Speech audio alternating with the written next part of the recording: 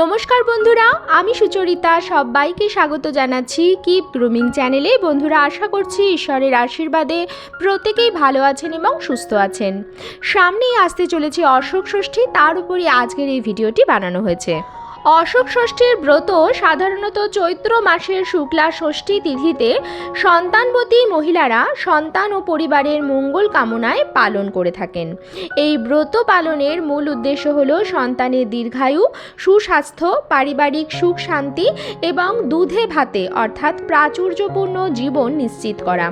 এই দিন অশোক ফুলের কুঁড়ি ও দই খেয়ে এই ব্রত পালন করা হয়। আজকের পর্বে আমি আপনাদের সঙ্গে শেয়ার করব এই বছর অর্থাৎ 2026 সালে অশোক ষষ্ঠী কবে পড়েছে, পঞ্জিকা অনুসারে তার সঠিক সময়সূচি অর্থাৎ ষষ্ঠী তিথি কতক্ষণ থাকছে, পুজোর উপকরণ কি কি সামগ্রী লাগবে, পুজোর নিয়ম, ব্রত পালনের কি নিয়ম আছে, এই ব্রত পালন করলে কি খাবার খাওয়া যাবে কি খাওয়া যাবে না, তাছাড়া ব্রত কথা ও পৌরাণিক কাহিনী। তো চলুন বন্ধুরা, ভিডিওটি শুরু করা যাক। তবে মূল পর্বে যাওয়ার আগে আমার সকল বন্ধুদের কাছে একটাই অনুরোধ করব যে ভিডিওটি সম্পূর্ণরূপে দেখবেন।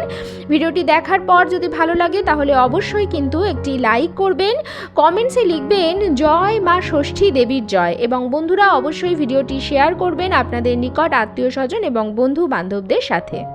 অশোক ষষ্ঠী পড়েছে বাংলার 9 চৈত্র 1432, ইংরাজির 24শে মার্চ 2026 মঙ্গলবার দিন।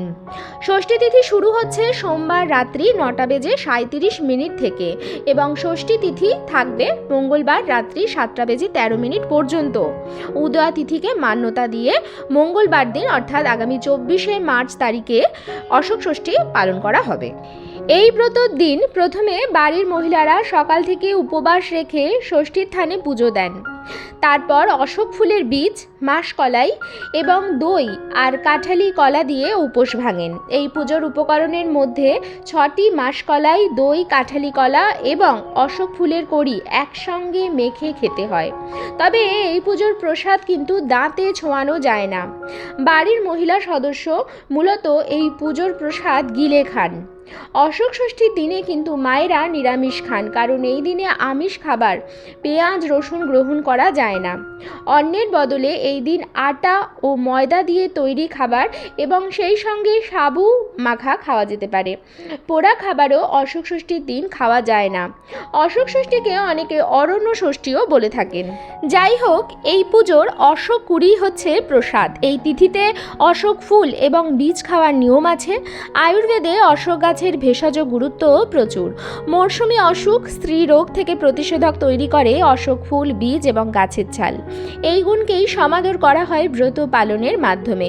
এই প্রসাদ খাওয়ার বিশেষ নিয়মও রয়েছে। বলা হয় পুজোর পর দই, কাঁঠালি কলার মধ্যে ফুলের কুড়িগুলি রেখে দাঁতে না লাগিয়ে গিলে খাওয়া হয়। এরপর মুখ কলাই খেয়ে উপবাস ভঙ্গ করতে হয়। বাড়িতেও অশোক গাছ থাকা অত্যন্ত শুভ বলে মনে করা হয়। এতে বাস্তু দোষ অনেকাংশেই কেটে যায় বলে ধর্মীয় বিশ্বাস। অশোক ষষ্ঠী ব্রত পালনের মূল কারণ ও বিশ্বাসসমূহের মধ্যে প্রথম হচ্ছে সন্তানের কল্যাণ ও নিরাপত্তা। মায়েরা তাদের সন্তানদের সুস্থ ও শক্তিশালী জীবনের জন্য মা ষষ্ঠীর কাছে প্রার্থনা করেন। দুঃখ ও শোক নাশ। অশোক কথার অর্থ হল শোকহীন। বিশ্বাস করা হয় এই ব্রত পালন করলে পরিবার থেকে সমস্ত রকম দুঃখ, কষ্ট ও মানসিক অশান্তি দূর হয়। স্বামী স্ত্রীর অম্লান সম্পর্ক। প্রথা অনুযায়ী এই ব্রত পালনের মাধ্যমে স্বামী ও স্ত্রীর মধ্যে কখনো বিচ্ছেদ হয় না, দাম্পত্য জীবন সুখের হয়। পৌরাণিক বিশ্বাস। প্রচলিত লোককথা অনুযায়ী ঋষির কন্যা অশোকাকে মুনি অশোক ফুল ও বীজ দিয়ে আশীর্বাদ করেছিলেন, যার ফলে তিনি সুখী হয়েছিলেন। সেই থেকেই এই ব্রত প্রথা চলে আসছে। অনেক বন্ধুদের মনে প্রশ্ন থাকে ব্রতর সময় নিয়ে। এই ব্রত পালনের সময় হচ্ছে সকাল 6:30 থেকে দুপুর 12টার মধ্যে। চলুন বন্ধুরা, এবার আপনাদের বলি অশোক ষষ্ঠীর ব্রত কথা। প্রাচীনকালে তপবনে এক মুনি থাকতেন। বনটির চারিদিকে অনেক অশোক গাছ জন্মেছিল। মুনি একদিন সকালে পুজোর ফুল তুলতে তুলতে দেখলেন একটি অশোক গাছের গোড়ায় খুব সুন্দর একটি সদ্যজাত মেয়ে কাঁদছে। মুনি তখনই মেয়েটিকে তুলে নিয়ে তার আশ্রমে ফিরে গেলেন। পরে ধ্যান করে তিনি জানতে পারলেন যে সাপের ফলে হরিণ রূপিণী এক স্ত্রীলোক এই মেয়েটিকে প্রসব করেছে। মুনি মেয়েটিকে খুব যত্নে লালন পালন করতে লাগলেন। হরিণীও রোজ একবার করে এসে মেয়েটিকে দুধ খাইয়ে যেতে লাগলো। অশোক গাছের গোড়ায় তাকে পাওয়া গিয়েছিল বলে মুনি মেয়েটির নাম রাখলেন অশোকা। এইভাবে মেয়েটি ক্রমে বেশ বড় হয়ে উঠল। এখন তার বিয়ে দেওয়া দরকার। মুনি তখন মনে মনে স্থির করলেন যে পরের দিন সকালে প্রথমে তিনি যার মুখ দেখবেন তারই সঙ্গে অশোকার বিয়ে দেবেন। দৈবের লীলা কে বুঝবে? পরের দিন সকালে উঠে মুনি দেখতে পেলেন যে এক রাজপুত্র তার অনেক লোকজন নিয়ে আশ্রমের দরজায় অপেক্ষা করছে। মুনি তাকে জিজ্ঞাসা করলেন, তুমি এখানে এসেছো কেন? রাজপুত্র বলল, আমি মৃগয়া করতে বেরিয়েছিলাম। কাল রাত্রে খুব ঝড় জল হওয়ায় আর ফিরতে পারিনি। আপনার কুটিরে আশ্রয় নিয়েছিলাম। মুনি দেখলেন ভালো সুযোগ। তখন তিনি রাজপুত্রকে নিজের ইচ্ছার কথা জানালেন। মুনির কথা শুনে রাজপুত্র মেয়েটিকে বিয়ে করতে রাজি হলো। আর মুনি রাজপুত্রের হাত ধরে অশোকাকে তার হাতে সঁপে দিলেন।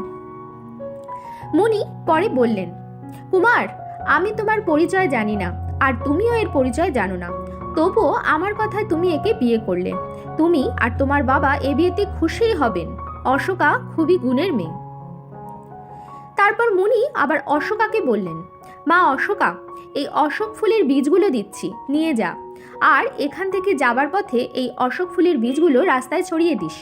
তাহলে রাজবাড়ি পর্যন্ত অশোক গাছের সারি হয়ে যাবে।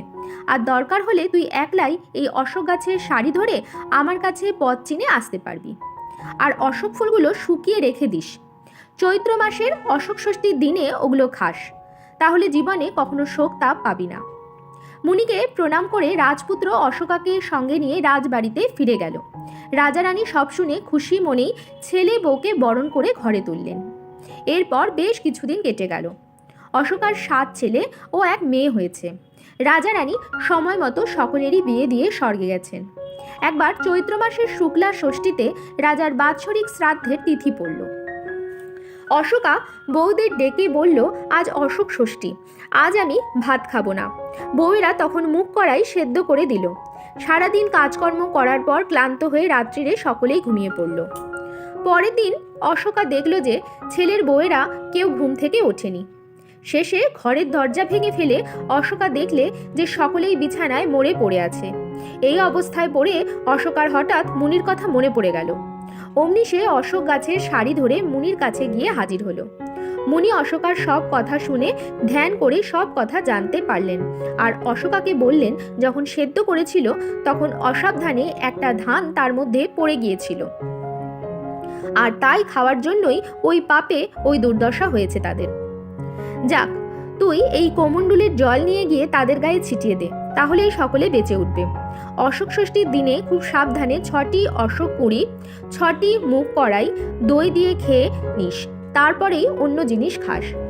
মুনির কাছ থেকে কমণ্ডলের জল নিয়ে এসে অশোকা সবার গায়ে ছিটিয়ে দিতে তারা সকলেই বেঁচে উঠল। এরপর মায়ের মাহাত্ম্য ক্রমে ক্রমে দেশের সর্বত্র ছড়িয়ে পড়ল। অশোক ষষ্ঠীর ব্রতের ফল। অশোক ষষ্ঠীর ব্রত পালন করলে নিজের ছেলেমেয়েরা দীর্ঘজীবী হয়ে থাকে। স্বামী সন্তান নিয়ে স্ত্রীলোকেরা সুখে শান্তিতে থাকতে পারে। কোনো অভাগিনী স্ত্রীলোক এই ব্রত করলে তার দুর্দশা কেটে যায়। স্বামী স্ত্রীর মধ্যের বন্ধন মজবুত হয়। বন্ধুরা, অশোক ষষ্ঠীর বিষয়ক যাবতীয় তথ্য আপনাদের সঙ্গে শেয়ার করার চেষ্টা করলাম আজকের এই ভিডিওটিতে। আশা করছি আজকের এই ভিডিওটি আপনাদের ভালো লাগলো এবং একটু হলেও উপকারে লাগলো। ভিডিওটি ভালো লাগলে অবশ্যই লাইক, কমেন্টস এবং শেয়ার করবেন। আর যদি চ্যানেলে নতুন হন তাহলে অবশ্যই চ্যানেলটিকে সাবস্ক্রাইব করে আমার সাথে থাকবেন। বন্ধুরা, অশোক ষষ্ঠীর বিষয়ক আরও কোনো তথ্য আপনাদের জানার হলে নিচে কমেন্টস করতে একদমই ভুলবেন না। আমি যথাসাধ্য উত্তর দেওয়ার চেষ্টা করব। বন্ধুরা, আজকের ভিডিওটাই আমি এখানেই শেষ করছি। দেখা হবে কিপ গ্রুমিংয়ের আরও একটি নতুন পর্বে।